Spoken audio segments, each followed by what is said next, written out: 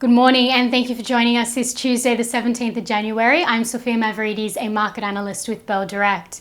Well, US markets were closed for the Martin Luther King holiday, but coming up this week in the US are Q4 earnings results, with Netflix and State Street announcing results Thursday and Friday. European equities mostly ended their start to the week with modest gains. A key focus for European markets this week is the World Economic Forum in Switzerland, where heads of state, business leaders and academics debate and discuss certain topics. Now, the key themes this week are the war in Ukraine, economic uncertainty and climate change.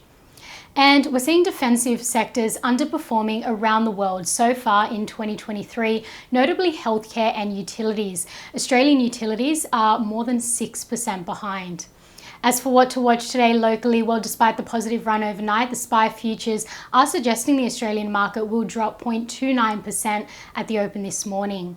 And super retail, SUL's share price may continue to advance today after yesterday's rally off the back of a strong update, with Goldman Sachs reiterating a buy rating on the stock with an improved price target of $14.20.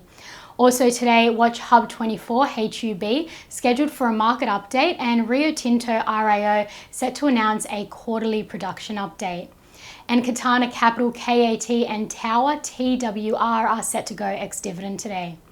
Now, in commodities, the oil price has dropped after advancing 8% last week, as China's reopening from COVID curbs raised hopes for a boost in economic activity, with analysts forecasting that oil demand in China will likely hit a record high this year. Gold is currently trading slightly in the red, however is hovering at its highest levels in almost 9 months, and iron ore has jumped more than 2.4% higher to $127 per tonne, the highest since mid-June, due to continued optimism about demand prospects in China and weakening supply concerns. And in economic data at 10:30 a.m. Australian Eastern Daylight Time, Westpac will release data on consumer confidence.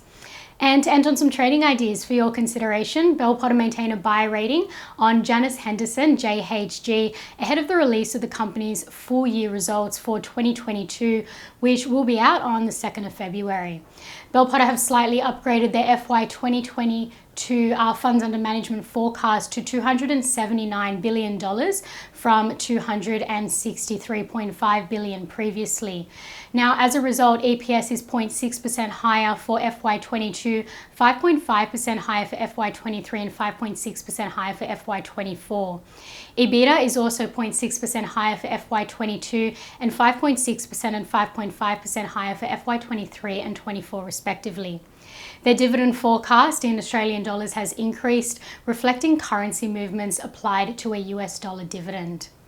Bell Potter have lowered their price target from $45.37 to $43.81, and at JHG's current share price of $38.27, this implies 14.5% share price growth in a year.